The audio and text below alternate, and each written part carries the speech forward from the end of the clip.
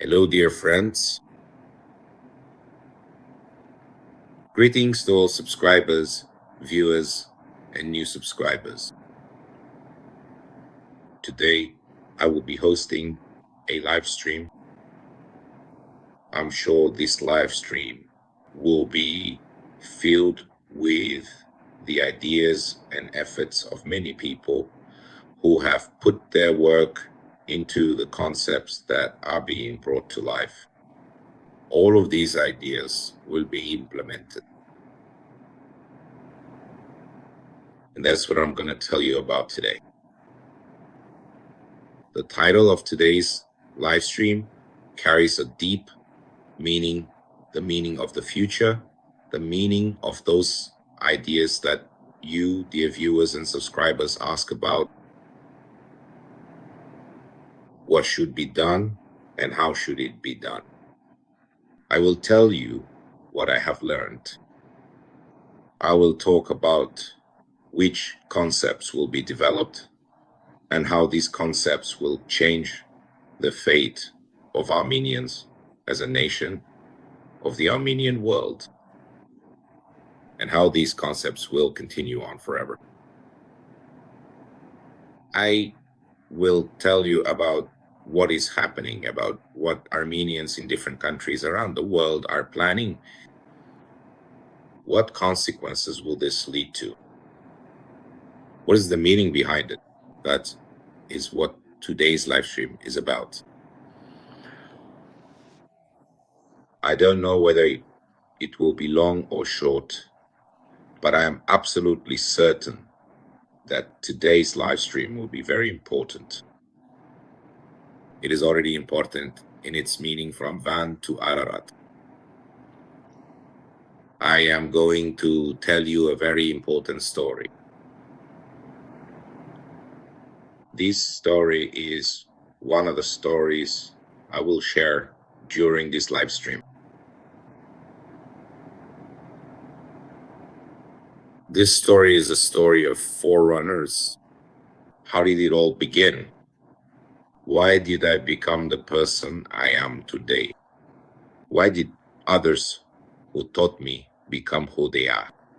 And why are the people I helped 20 and 15 years ago now independently carrying out projects that I myself could not have accomplished and creating new things?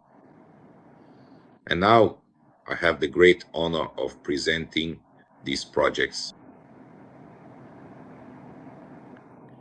Join this live stream, friends. This is a very important broadcast about meaning, a broadcast intended for those who consider themselves Armenian, live as Armenians, and most importantly, after this broadcast, will begin to live as Armenians. That is what I will be talking about today, dear friends, about the Armenian world, about Van, about Ararat, about Armenia, and about a great future that is not tied to who leads the Armenian church, who serves as the Prime Minister of Armenia, or who heads the largest Armenian diaspora organizations. This is much deeper, much more serious. And this is something that has lasted and will last forever. That is what I am going to talk to you about today. I will start with an exceptionally important story from life, one that happened to me as a listener.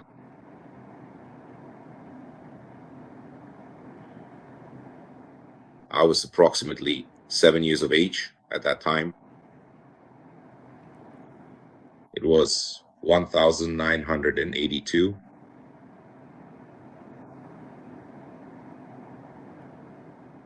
It was a sunny summer. There was a brutal war going on in Lebanon. We had a number of refugees from Lebanon, specifically Armenians who were staying at our house for an extended period of time.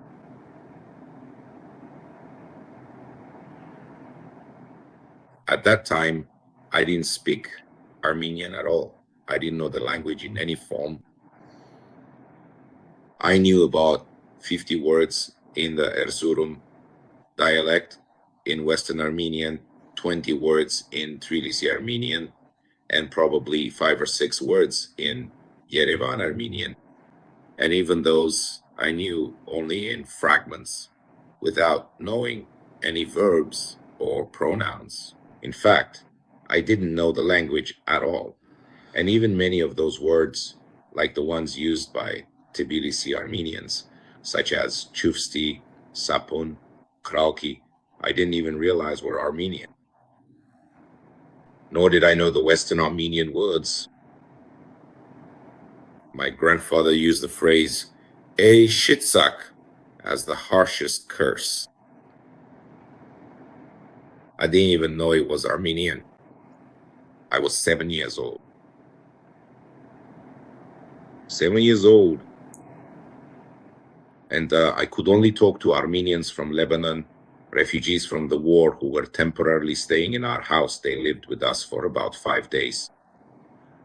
I could only communicate with them in English, a language which I have spoken fluently since my birth, primarily because my beloved mother is, in fact, a dedicated English teacher. She was a very good English teacher, may she rest in peace. And so when I was born, the first 2 languages spoken to me, as it happened, were English and Russian. 2 languages. Besides that, I was reading books from birth. There was a fairly large and quite extensive library in Ukrainian, and I read Ukrainian books, so naturally, Ukrainian felt like a native language to me because there were so many books. I even managed my friends quite by accident, since I read everything I could get my hands on, even things that probably weren't suitable for children. I managed to read a book in Belarusian by Yanka Kupala. And after I read it, at the age of 5, I started speaking Belarusian at home, which caused great astonishment among my parents and neighbors. I absorbed information and languages very quickly. So the 2 main languages in my life, the first languages I started speaking were Russian and English. And since by the age of 7, I had read about 20 to 25 fundamental books in Ukrainian, I not only understood it, but could also speak it fluently, just as my mother sometimes spoke with me. I also regularly read one of the few Ukrainian language newspapers, Veshcherny Kyiv. That's how it was. So accordingly, it's not that it was particularly interesting for a preschooler, but that's just how it happened. There was a newspaper, and I read it. That's roughly how it was. I heard Armenian, but since my father was only fluent in the Tiflis or Tbilisi dialect of Armenian more or less at a conversational level, had learned the Yerevan Armenian also at a conversational level, and he was always working. My dad worked a lot. He didn't have time to spend with me. My mother, who was born and raised in Kyiv, didn't speak Armenian. She knew a few phrases, but without knowing the language, she would take the primer and work with me, not knowing Armenian herself, just so I could learn to read and write in Armenian. We studied together, she worked with me, and even though I didn't know the language, I was able to read and write without understanding what I was reading or writing, thanks to my mother. Because my mother was her father's daughter, and he was his father's son. And in my family, it simply couldn't have been any other way. Dear friends,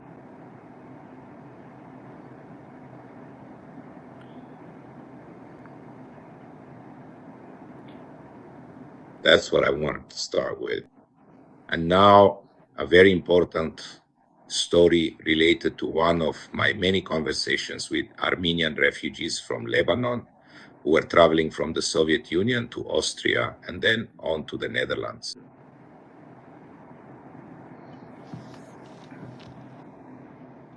It's a very important story, and it's very touching because it is one of those stories that influenced my life, my fate, my future, and my understanding of reality.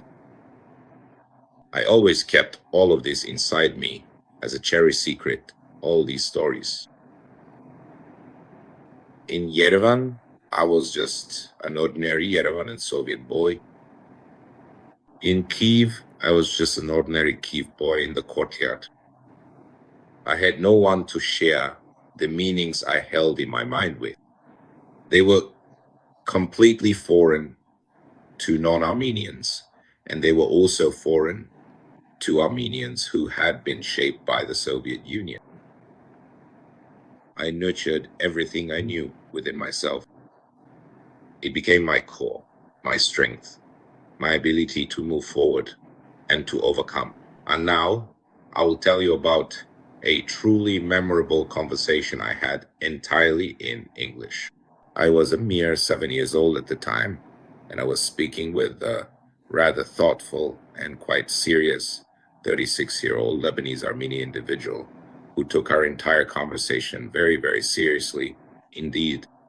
He had to take his family to Amsterdam and then return to Beirut to continue defending, with weapons in hand, the Armenian populated areas of Lebanon, which were under threat from almost everyone.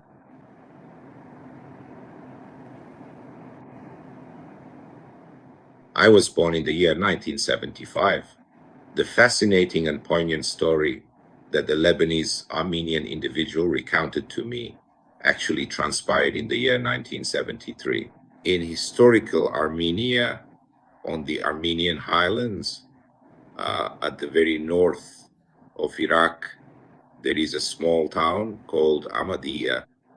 If I'm pronouncing its name correctly, I'll double check later. I can't keep everything in my head and avoid making mistakes. As I remember, it's Ahmadiyya, and from the story, I recall that it's Ahmadiyya.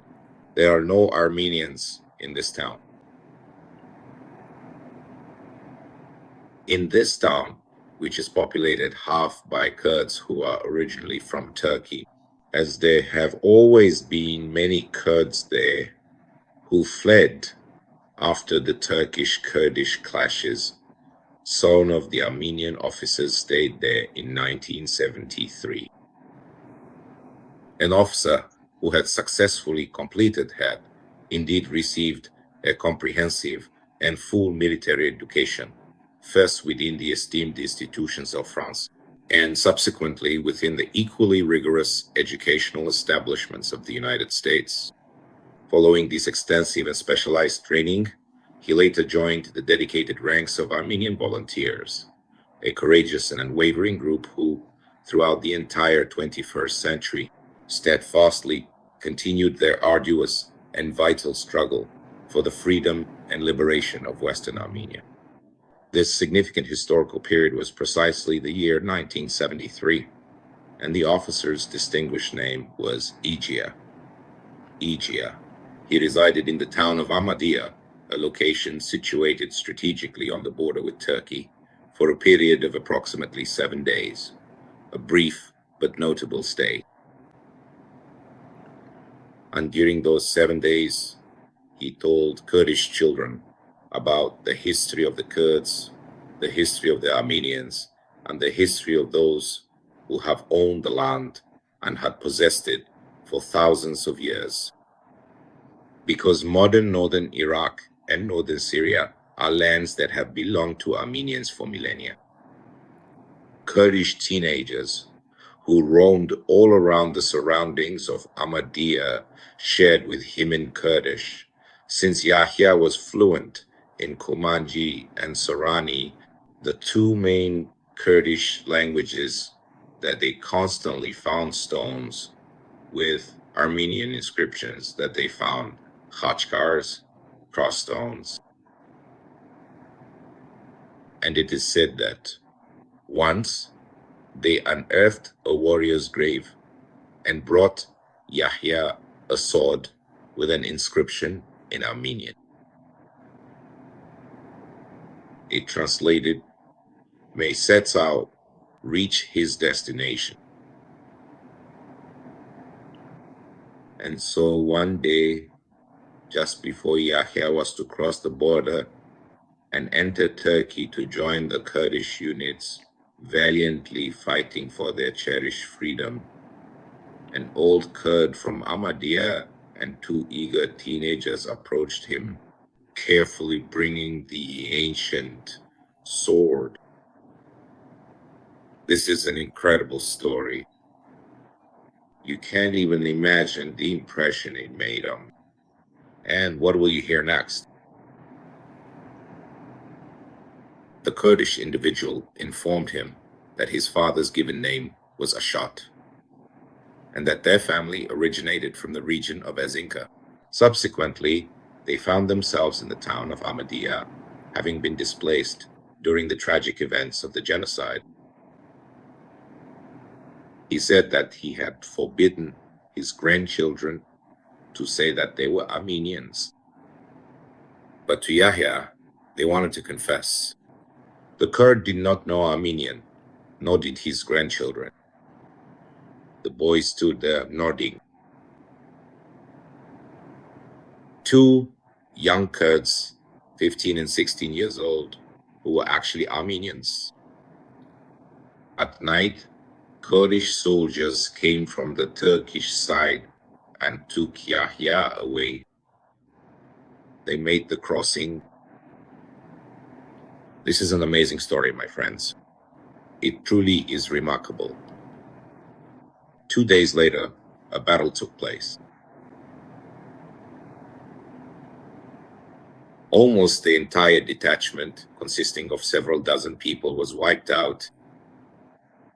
Yahya was severely wounded. And do you know what happened next? The thing is, without their grandfather's permission, the two Kurdish boys, secretly knowing all the routes, followed the detachment. Yahya had a call sign. He was called just like the great warrior Gebog Chosh. Chosh translates from Turkish as sergeant. Man, I and the battle was in the province of Hakkari. That's an ancient Armenian town. I was lying there wounded.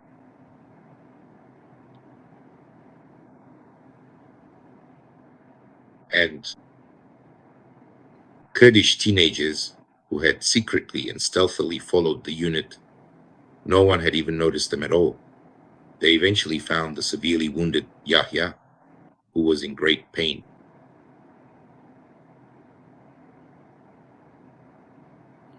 They found the wounded Yahya, and the Lebanese Armenian woman who was intimately connected to the family through her marriage to the older sister of one of these particular teenagers, and who was also present within the confines of our very own house. At that specific time, recounted the following detailed account. For a period of 2 full days, 2 young Kurdish teenagers who were identified as Islamized Armenians diligently and carefully carried the wounded individual, Yahya, all the way back to Ahmadi, a significant and arduous journey that demonstrated their commitment and effort in a challenging situation. I remembered this phrase when I was 7 years old. I might be conveying it incorrectly, and maybe I'll give the wrong translation. As they carried him like a prayer, they kept repeating a phrase in Kurmanji, Kurdish, Givork Chavush Nemire Bira. I don't know exactly how this translates. I ask Kurds, Yazidis, they say, Gevork Chavush, you are immortal. Gevork Chavush, don't die. 7,973.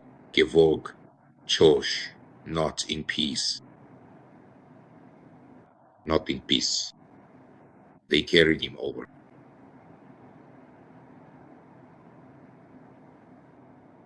Do you truly understand the profound power of Armenian blood, the enduring Armenian spirit, and its rich heritage? The strength of Armenians.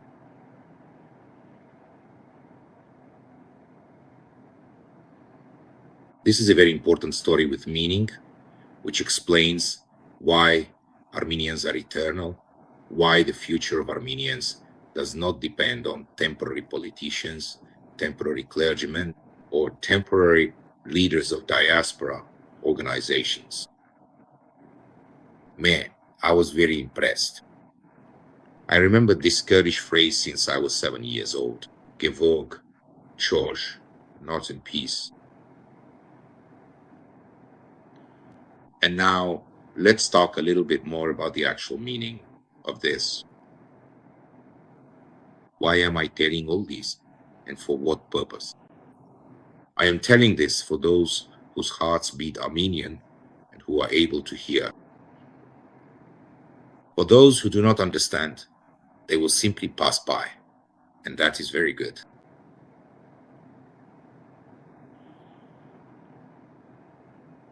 What is important? It was possible to sow seeds.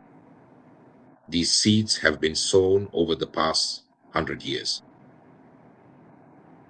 There is a very clear and profound understanding, and I will fully support those dedicated Armenians who are diligently implementing this most important and significant project, one that truly has no discernible beginning and absolutely no end. Over the course of the next 6 months, my dear Armenians, a comprehensive and extensive conceptual informational base will be meticulously created. Indeed, it is already in the process of being developed and established that will effectively provide clear and concise answers to every single Armenian individual, and this invaluable resource will be widely distributed and freely disseminated to all without any cost whatsoever.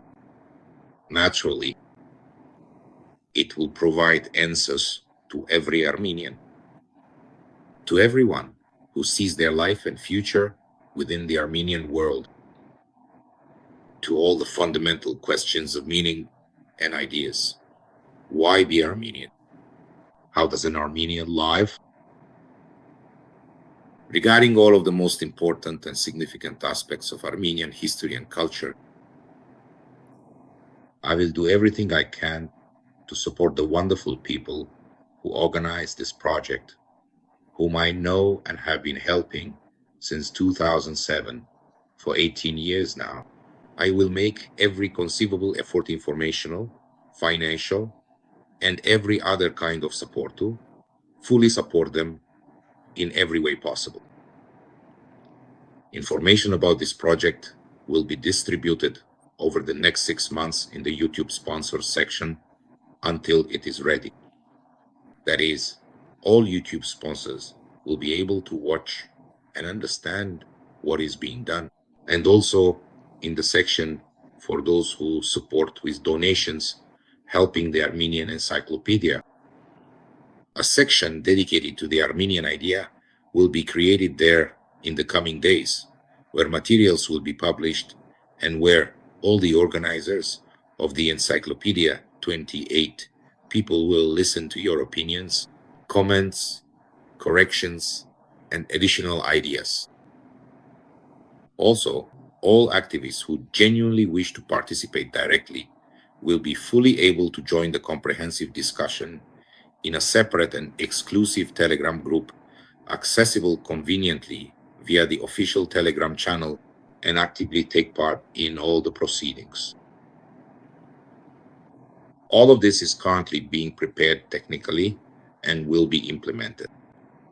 In fact, let me tell you, the number of people in the group who will already be receiving information during the preparation stage and can participate is about 200.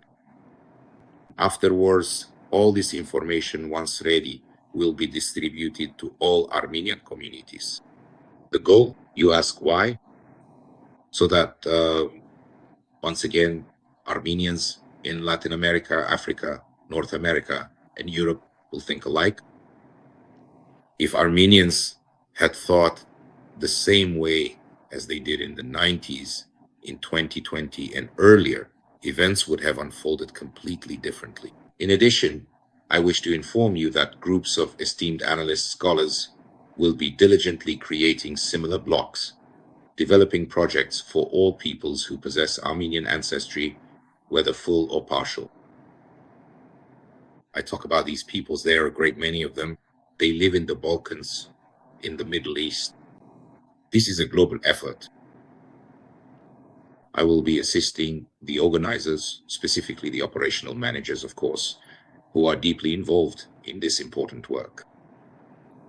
And I want to tell you that every effort made by each of you is directed toward an eternal project, which has enormous, great potential. When you ask, what should we do? Build the present from the future. No one will be able to stop this project. If my team and I were to stop supporting this project, we would only represent a small fraction of the assistance, the helpers to those groups who are actually implementing this project. That is why this project does not have a single leader.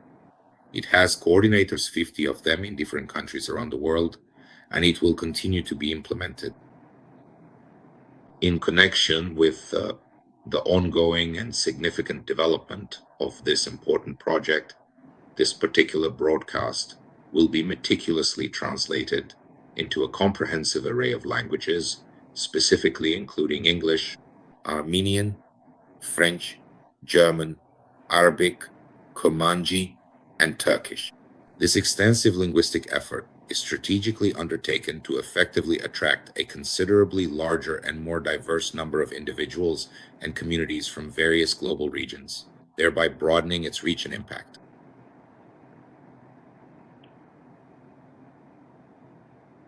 I will do everything I can to promote this project. My social network is not as large as that of other participants. The total number of my followers across all social networks today is just over 150,000 people. Of those, YouTube accounts for 104,000. But I will continue to actively spread the important call to join. That is precisely why my earnest request and the request of all dedicated project participants is for everyone who genuinely wants to build the future of Armenians, regardless of any political changes, any governmental decisions, or the challenging circumstances that currently exist. My personal request and appeal to each of you: how can you help? Join the YouTube channel, subscribe, and take part in discussions. There are many ways to get involved. There is a YouTube page for this, a community section, the ability to write comments, and a Telegram channel. Join in and enrich yourself with knowledge. It has been explained many times that subscribing to the encyclopedia is free.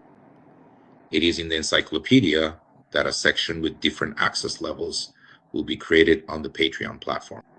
The link to the encyclopedia is on the YouTube page and in the description of every video.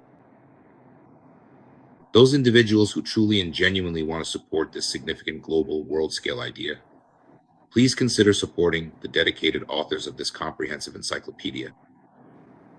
There are different options available there. Let me explain in detail. You can subscribe and study. This is very important. That is the goal. You can support the authors. There are 28 people working on the project, and they are partly among the 50 organizers and activists around the world. You can support them with donations. It doesn't matter whether your donation is $1, 10, or 100. Everyone gives what they can. By subscribing, you officially become a participant in this global project, and your names are recorded both practically and in memoriam Armenian history. For those who can't subscribe on Patreon but still want to support us, there is a link on the page explaining how to do so. We need each of you to participate. The link is called Buy Me a Coffee. All the funds received through this link also go toward this major project, just like all the other links on the YouTube page. Dear friends, support us. This is a nationwide cause. I don't trust oligarchs or big businessmen, and at this stage, we're managing on our own, so I see no point in turning to them, especially those who are willing to lose hundreds of thousands in a casino and then humiliate themselves by using connections to get some of it back. Those who can do that just to avoid paying. I don't trust that class of people. I simply don't take them into account. I'm addressing ordinary Armenians. Support your cause. Think about yourselves and about future generations. Watch this broadcast carefully from beginning to end. That's the essence. That's what I wanted to say at this stage. All information about how the project will develop, all materials will be presented for your discussion. There's nothing secret about it. All great deeds are done openly. On a global scale, all social technologies that change the fate of states and nations are open, but well thought out and well-designed social technologies. That's what we're talking about now. This is an open, truly public, and widely accessible activity that will undoubtedly create a powerful wave to gracefully carry the Armenian ship into a truly good, reliably stable, and remarkably successful future, one that is truly worthy of its profound 5,000-year history. Join in and support us. In the description of this video, you'll find all the ways to join and support the channel. There are plenty of opportunities to participate in the projects. Check the video description and the YouTube page. I truly hope that dozens of Armenians from the tens of thousands of channel subscribers will respond today. This is important. We will carry out this project under any circumstances, but with the support of each and every one of you, it will be stronger, more successful, and there will be more of us who think, feel, and work. No one can divide Armenians. All Armenians are equal. All Armenians are united. Armenians from Gugark, Armenians from Artsakh, Cilicia, and Los Angeles are one united, monolithic people. Thank you, dear friends. I look forward to your participation and support, and to our success. I will do everything I can for this. Thank you. Join us, subscribe, and see you next time.